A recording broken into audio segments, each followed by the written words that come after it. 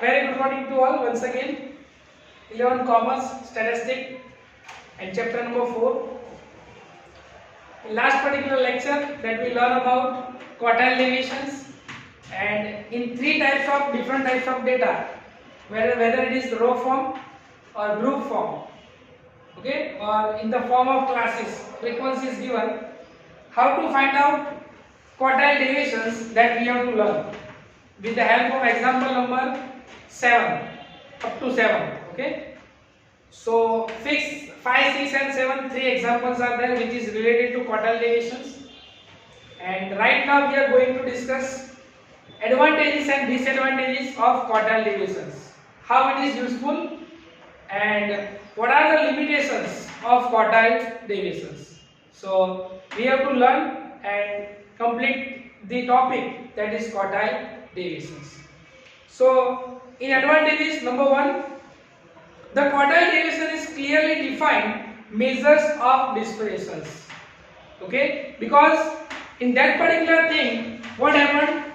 So out of that 100% observation, okay, we are divided that observations into 4 equal parts.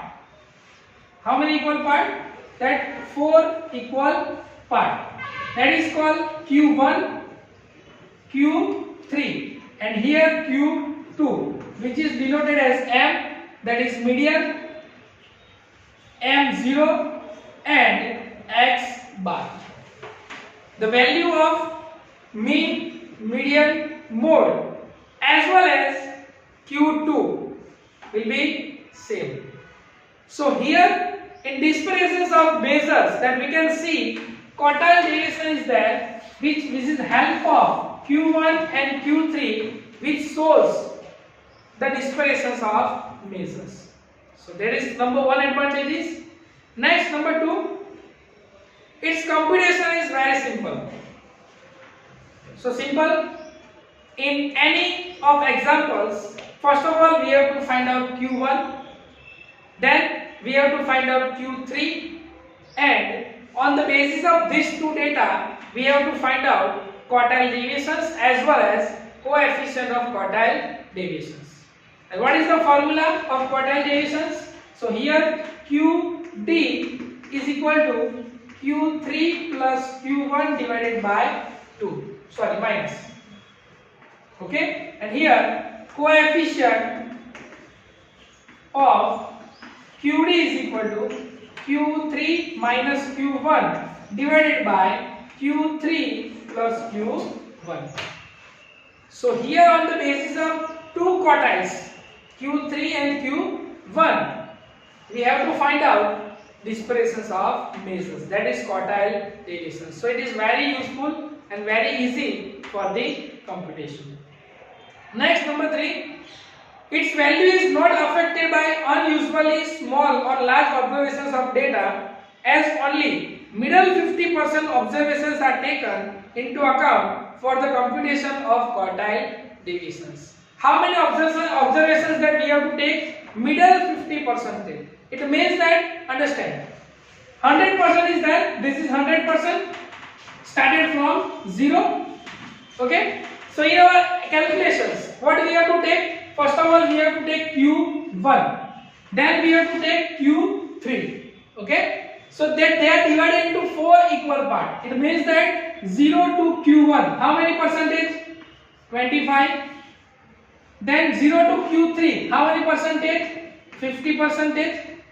How many percentage? 75%. And here we can see it's 100%. Okay, because it's divided into 4 equal parts. Now, in dispersions of measure, that is quartile deviations, which two values that we have to take? Q1 and second value Q3. So we are taking observations from 75 to 50, 25.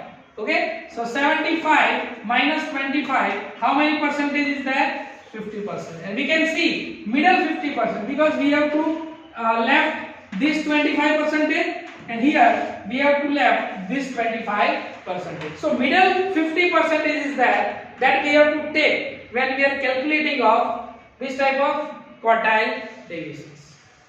So if too large data is there, then no problem. If too small data is there, then no problem, because we are taking middle 50% of data while we are calculating quartile deviations.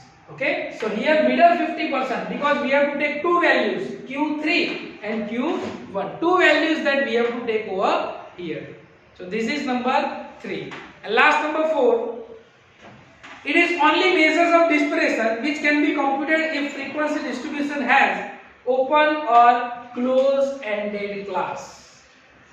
What do you mean by open or close-ended class? Let's see. For example, 0 to 10, 10 to 20, 20 to 30, 30 to 40, and 40 to 50. Which class is that? Close-ended. This class? Close-ended, because it started from 0, ending from 50. Close. Boundary is there. But for example, 0 to 10, 10 to 20, 20 to 30, 30 to 40, and 40 and more. Then which type of class is that? Open-ended. Why? More than 40, but how much? It is decided over here? No. So that's why we can say that this is a close-ended and this is open-ended. So when in our disparitions of measures, when we are calculating quartile deviations, if close-ended or open-ended classes is there, we can find out the QD. Why? Because we are getting class, and in class, what is the lowest value that we get? Okay, so here it is very helpful in quartile deviations that if class is open-ended or close-ended, in both the situation we can find out the value of quartile deviations. So this is advantages of quartile deviations. Understand? Next, what are the limitations? Because as we know that every coin has two sides. So same way, here some advantages is there, so some disadvantages also there. What are the disadvantages? Let's see. The first 25% and last 25% observations are ignored for obtaining the quartile deviations, and thus all the observations are not used in the computation of these measures. That we know, because as we know in advantages, what we have to learn? Middle 50% that we have to take. Okay, so first 25% and last 25% that we have to remove. Okay, so when we are calculating QD, all observations are not used, because first 25% and last 25% that we have to deduct it when we are calculating quartile deviations. Okay. Next, number 2, it is not suitable measures for algebraic operations. When we are doing the higher studies or algebraic operations, it means that in using of higher studies or in real life, this is less important, because we are considering only middle 50%, not taking all the observations, and that's why it is not used in algebraic operations. Number 3, it is not a suitable measure with respect to sampling. So this method is not using when we are collecting sample, because when we are collecting sample, all the observations has to come, opportunity is there. But here what we are doing, only middle 50% that we are taking, and that is why these observations or these quartile deviations is not used or not preferable in terms of sampling. And last, number 4, this measure is less applicable in advanced study of statistics. So when you have studied the higher studies in statistics, quartile deviation is less usable. Okay, in comparison of mean deviation or in comparison of standard deviation. The most or highest usable things is standard deviation that we learn in last. First of all, we learn range. Okay. Then second one, that is quartile deviation. Our next topic should be mean deviation, and fourth one, that is quartile deviation. And out of these four, quartile deviation is that which is most important and most usable when you are studying for the higher goals, for the higher studies. Okay, when you are doing masters, when you are doing bachelors, standard, even you are doing research also.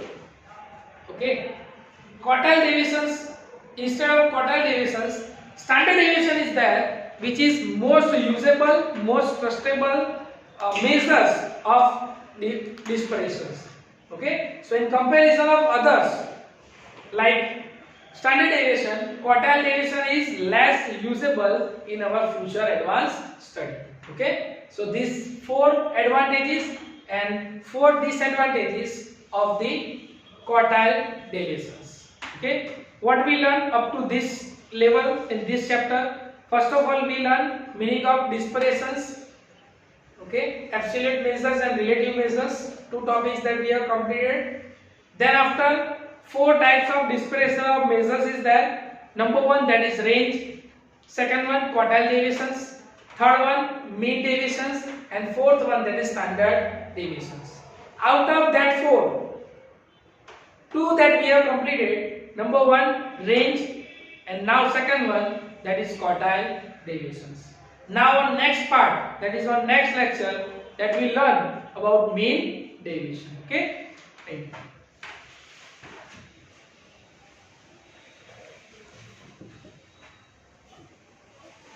you.